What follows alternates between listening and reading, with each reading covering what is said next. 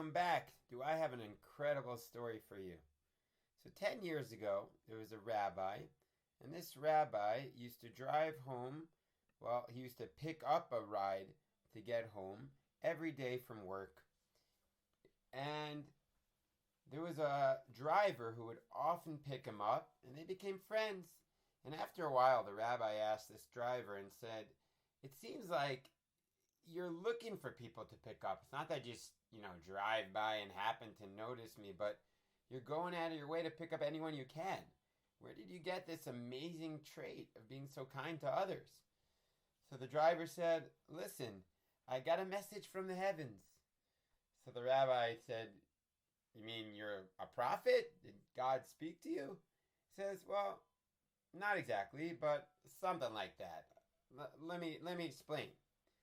So about a year ago, this driver was driving home one night, and he noticed a poor man in rags, sleeping on a park bench. And he was just overwhelmed with, pity, and decided to pull over. And you know what? He had an extra room in his house. So he offered the guy a place to sleep. And of course, he was so happy to take the ride and take the bed. And this man became part of the family. The driver bought him food and brought him clothing. And they spent a year together until the poor man actually got very sick. And the driver was taking care of him in the hospital. But one day the poor man said, "Listen, I feel my days are numbered. I'm going to leave this world pretty soon. And I wish there was some way that I could pay you back for all the kindness you've shown to me. But, I don't have much to give you."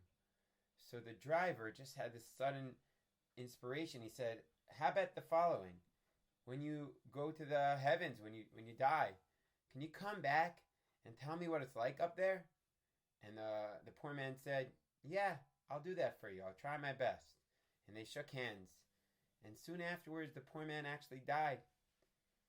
And days passed and months passed, and still the poor man didn't return, speak to the driver. But one night, he came in a dream.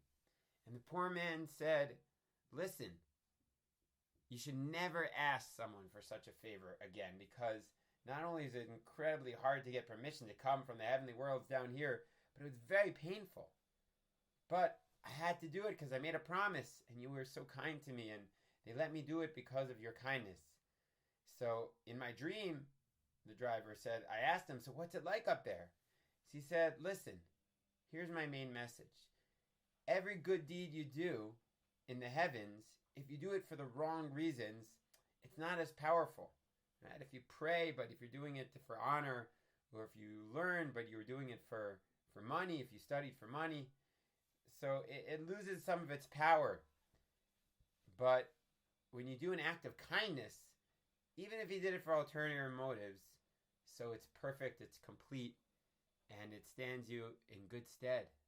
And that was his message for me.